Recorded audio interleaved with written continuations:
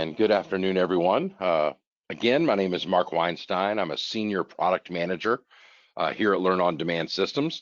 And what we're going to be discussing today is making your virtual classes more effective with scored labs. So we're going to be talking about some of the capabilities that Learn on Demand Systems can offer you to help you achieve more effective labs by scoring them. We're also going to be talking about some of the best practices that we suggest and that you might want to adhere to when you're going to implement scoring. So, a couple of scoring scenarios, right? Scoring can be used in several different ways. Many people are familiar and familiar with the concept of performance-based exams, right? Performance-based testing. But we've got a couple of different ways that you can implement these. The first would be implementing as a knowledge check. With a knowledge check, you're assessing a specific skill. So you might be asking a learner to perform a task, a single task, and then assessing whether or not they were successful, right? This may be, essentially, it is a true or false answer. They either got it right or they got it wrong. Next in line here would be activity-based assessments, right? This can helps assess a skill grouping or a domain of skills. So an example of this may be that you want the user to log into a cloud environment, maybe build a storage account with a couple of different types of containers within that account. So you're taking a grouping of skills and then you're scoring it as a whole. The third would be performance-based testing, right? This is where you would assess multiple skill domains. This is a little bit more common with what people typically think of when they think of a scored lab.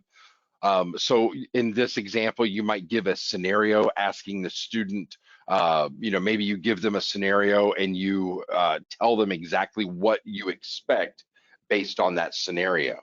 And what the outcome would be. And then you're basically scoring everything that the learner does and then assigning them a final grade, right? Kind of a pass-fail type scenario. One of the things that's unique about our platform is that you can take these different types of scenarios and you can implement them all into a classroom experience. So you can have knowledge checks along the way. You can have activity-based assessments where maybe you get to the end of a module and you want to make sure that the learner retained the knowledge that they were supposed to get during that module. And then maybe at the end of a class or at the end of a module, maybe you want to give them a quote final exam type grade based on what they learned. You can mix and match these. Now, the different formats, right? These can be either user or platform triggered assessments, meaning that you can allow the student to, you can provide the student with a button that says check my work, and they can check along as they go. Or maybe you've got something in the actual lab itself that triggers the assessment. Maybe when they try to go from step 1 to step 2, an assessment automatically gets triggered. And then the result of whether or not they're allowed to move to the next step can be enforced or not. Types of scenarios and what we can actually utilize and grade against. We've got multiple choice answers, single answer multiple choice, and multiple answer multiple choice. This is what most people are familiar with on exams. We can also provide a text box for short answers, right? We can make it to where the match must be exact, or we can do RegEx matches. Sorry, I'm not able to say that today for some reason. But we have the ability to, maybe you want to look for some key elements inside of the entry. We can do that as well.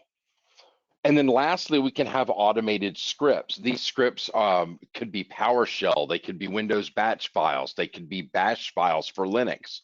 We can execute these scripts against a cloud subscription.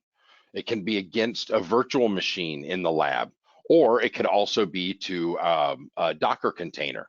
So depending on how your lab is built, and also for hybrid labs, there may be one assessment that you want to check against a virtual machine, whereas another assessment checks against a cloud environment.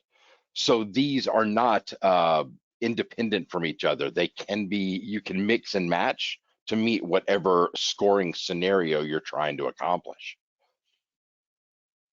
Let me go and show a quick demo of how this works. I've already fired up one of our labs, and this is a demonstration for activity-based assessments to kind of show you all the different options that we have and the way that all of these options work. So in this case, for Check Your Knowledge, you can see here that we're simply just asking a few multiple choice and text entry questions. Right, so I'm going to go ahead and select a couple, right, knowing that I'm getting this wrong, because one of the things that I do want to show is the way that we're responding back to the user. So we click check, and it says, if you're certain that you got this question correct, the incorrect answers have intentionally been assigned here, right? So what we're trying to do is provide the user with feedback. Remember that it's important as adult learners, people learn from their mistakes, right? Now, we're going to be discussing this as one of our best practices in a few minutes. So pay attention to the way that we're providing feedback to the user here, and then we'll come back and address that here momentarily. So name one type of container in Azure storage, right? I know that's a blob, so I'm going to click check. We got that one right. Here, we'll go ahead and get another one right. And what company owns the Azure portal? Well, we know that that's Microsoft. So I can spell that right. Click check, and I got it all right, right? So these are just a couple of the, the text-based and the multiple choice questions that you can see. Next, we can go to an on-demand scenario. Now, in this case, it's asking us to log into our virtual machine here. So we can go ahead and enter our password and log in. And then now it's asking us to go ahead and click the check button below. Now, this is going to fail. What this specific check is doing is it's checking on our desktop for the existence of a text file. Well, we haven't created that text file yet. Now, notice that it's going to allow us to recheck. This is one of the options in our platform.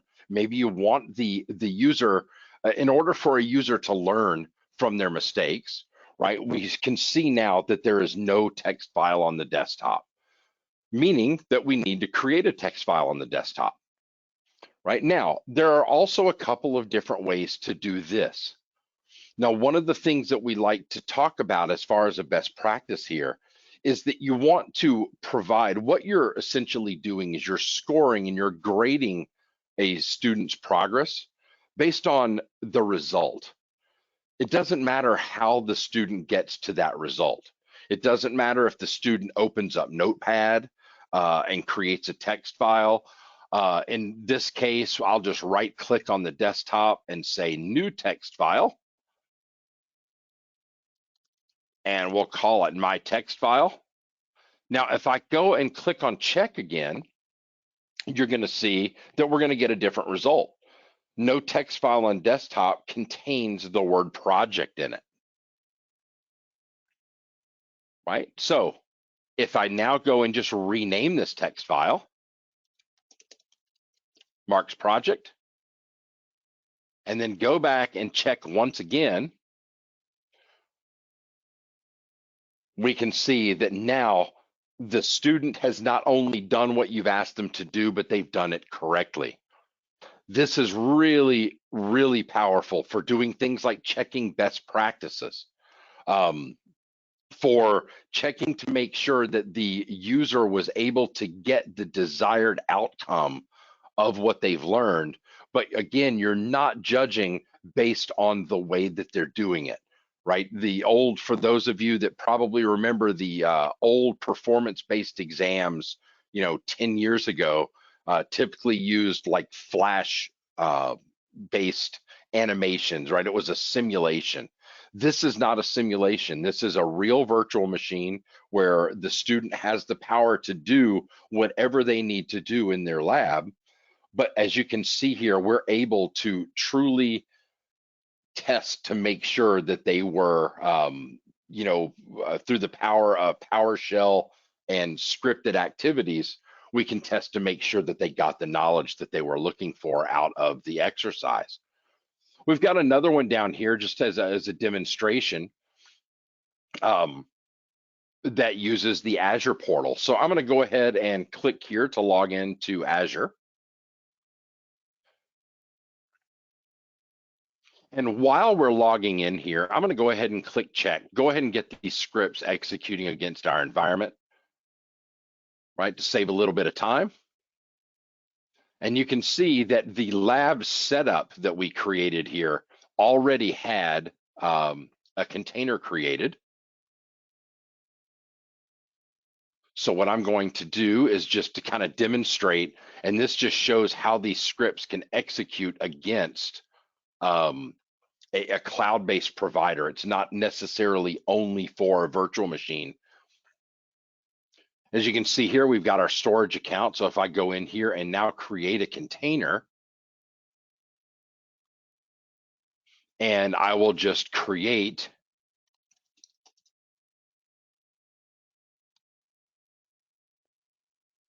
excuse me.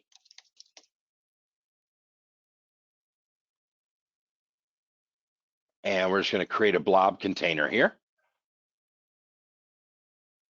And now if I check this again,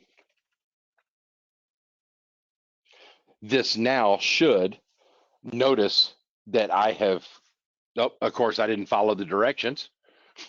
It's asking to create a private container. So we'll just stand by 1 second and I will do as it's asked. So we're going to call it private. We're going to give it a private container.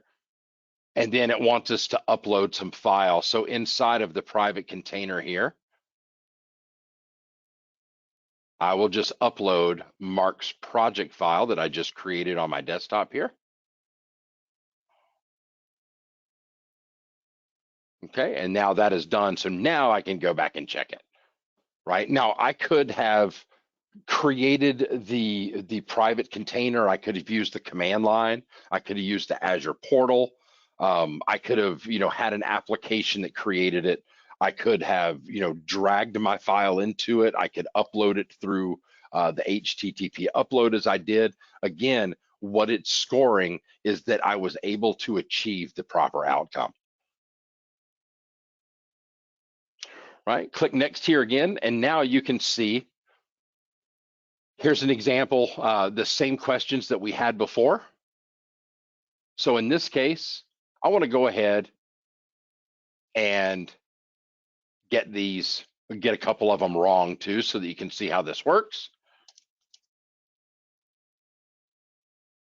Now you can see in this case, now it is allowing us to retry it, right? This is one thing that on the first page, we didn't have the ability to resubmit our answers, right? So as an adult learner, we know that you make mistakes and people learn from their mistakes, right? So they are given the option to go back and possibly change their answers, right? You don't have to give them this feedback. As a matter of fact, what you're going to see here in just a moment, let's spell this wrong. That's intentional, by the way, right? So it's going to be wrong. This one's going to be correct. Now watch what happens when we click submit. This is an example of a performance-based, right? A PBT. So this is what makes this a scored lab. We had specific values attached to each one of those answers. So what happens is at the end of the scenario, when the student clicks the complete button, it then presents them and says, once you click submit, are you ready to submit this lab for grading? At that point, we then execute all of the grading steps. You as a lab author are then given the ability to specify whether or not you want to provide them with their final score.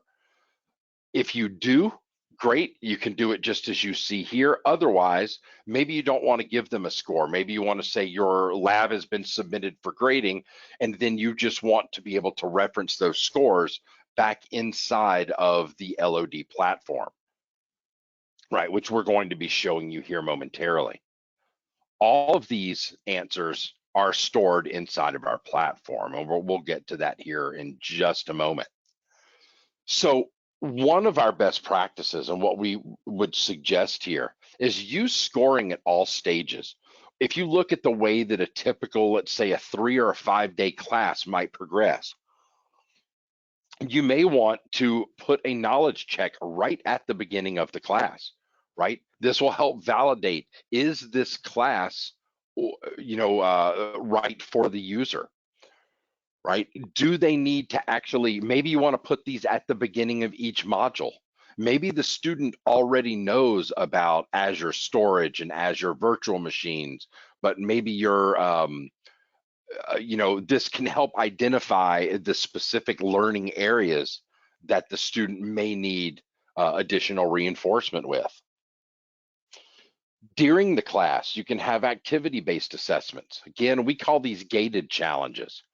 Right, so maybe you want the student to basically essentially prove that they are retaining what they are learning in the class. Maybe you want to put an activity-based assessment at the end of a section of a module that prevents the user from moving to the next module because it's going to build on concepts that were given previously, right? So again, it's to reinforce that they've learned what they need to learn before they move on.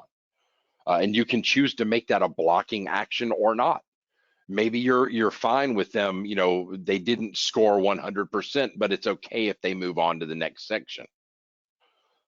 Maybe you want to put some performance-based testing and be able to give a final score at the end of a module or at the end of a class to really validate that the student learned what they were supposed to. And then based on the results of that performance-based test, you can then issue a badge or a certificate, right? Or some type of credential showing that the student has not only learned the material, but actually now has proven that they can effectively put that information to good use.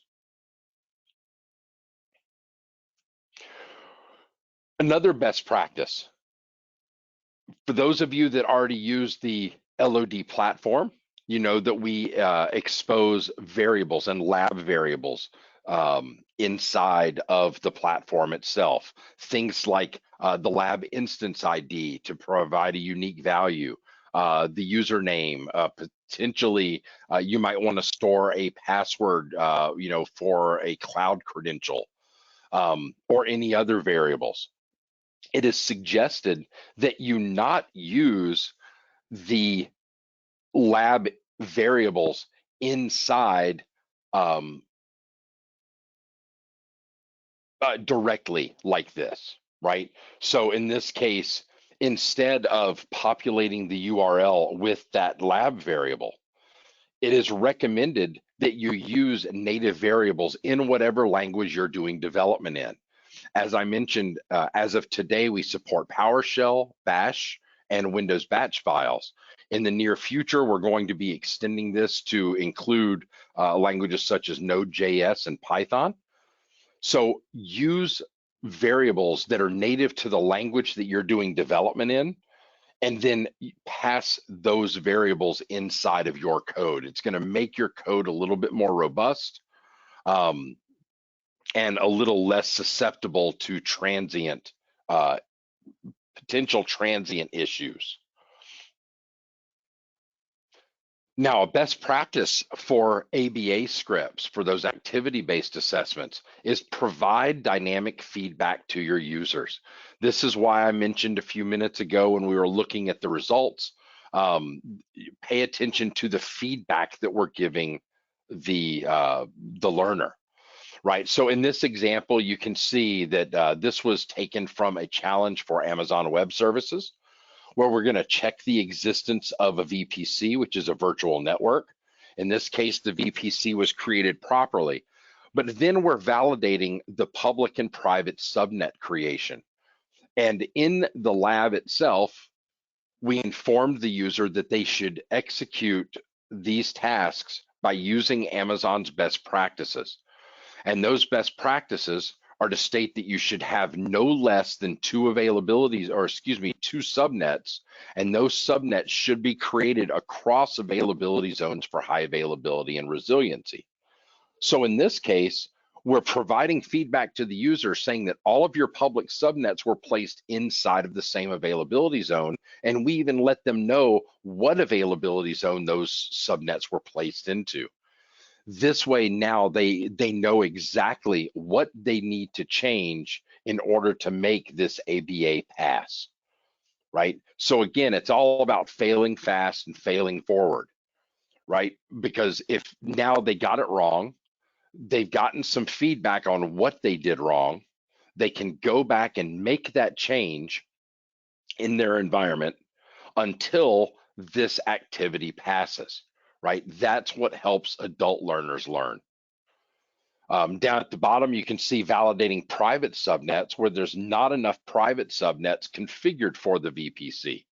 So we told them that you needed at least two. In this case, they only created one. So we're telling them that you didn't create enough of them, right? So again, give the students feedback so that they have the ability to go back and change it to make it right. Now, another best practice, and I actually just copied and pasted this from some of our existing labs, was that you want to make sure that you provide evidence inside of the LOD platform of what you tested against versus what you found. Remember that as soon as a student clicks End My Lab, that lab is then graded and then torn down. So it's impossible to go back into that instance to see what was done, right? And the nature, the human nature of it is somebody does something, they made a mistake, they might have, just like I typed in Microsoft wrong, right? What I would want to see as evidence, if maybe I'm just a poor speller, right? So I'm going to fail that, and then I'm going to go back and argue it. No, I said Microsoft. Well, our answer saying that you didn't say Microsoft. We want to see and have some evidence of what was the expected answer versus what was the answer that the student gave, right? What caused it to be wrong? In this case, you can see over on the left, configure the security settings. The item was not configured. Create or modify existing relationships. The relationship account has been created. Down at the bottom, the create and configure forms, you can see that we're looking for a specific bit of text and we were not able to find it in the XML property.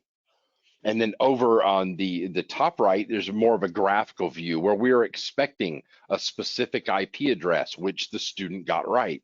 However, they did not put the proper net mask or DNS. So we're showing what the value that was entered and then what value we were expecting, why we actually graded that wrong. Now, where do you find this information? Inside of the lab profile itself, we can go in to find the exam results.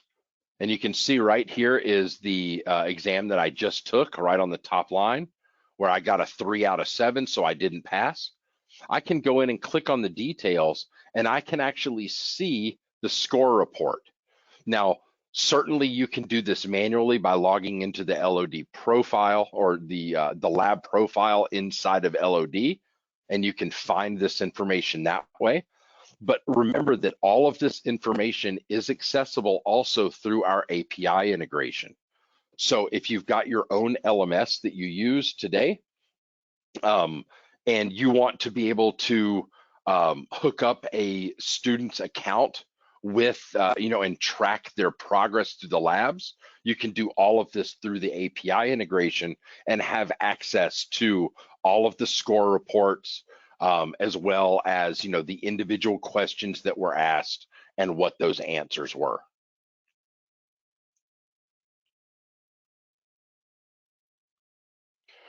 right? So hopefully this is just kind of a teaser to get you guys thinking about best practices and ways that you might be able to implement scored labs with existing solutions that you might have.